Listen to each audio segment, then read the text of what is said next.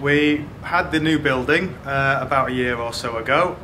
We got the new kids room and it was fantastic. The space was great, but we needed to make it a bit more child friendly. We used to go to, well, the other part, the old part of it, and it was very friendly. There's a big fish tank and all the rest of it, but it did need a bit of a lift, shall we say.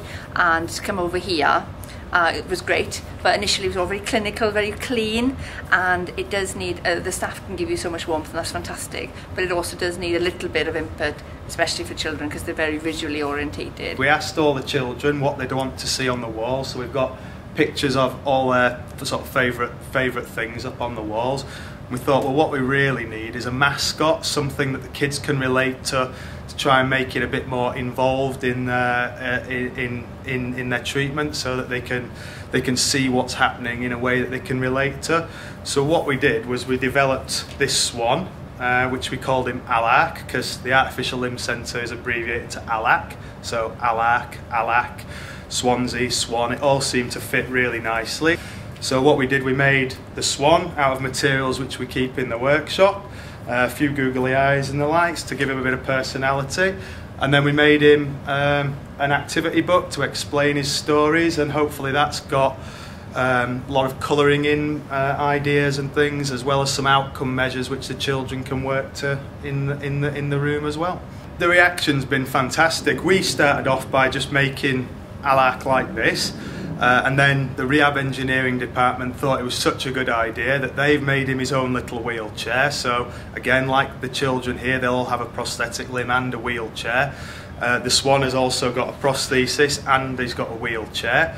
And the parents have thought it's a great idea, and all the kids are loving to sort of have a play around with him as well.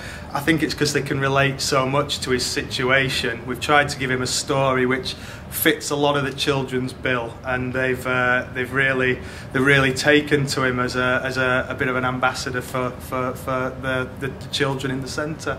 In my opinion, it ties in with the idea that the disability is becoming a lot more prevalent. So it's like normalising a situation that could potentially be quite different.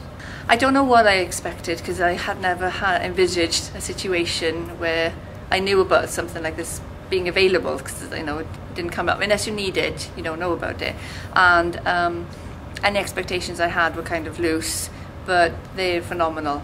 They look after you in terms of physical, what you need, practicalities, but there's also a huge amount of sort of emotional support available, and it's just fantastic. No, I love it. I think it's great. Tabitha does horse riding, gymnastics, swimming, up to a level as well. She did a nature walk yesterday and she was the leader. She has this confidence about her, which is partially responsible, or partially comes from her confidence and her ability to do things with the attachment. So it's priceless. It really is.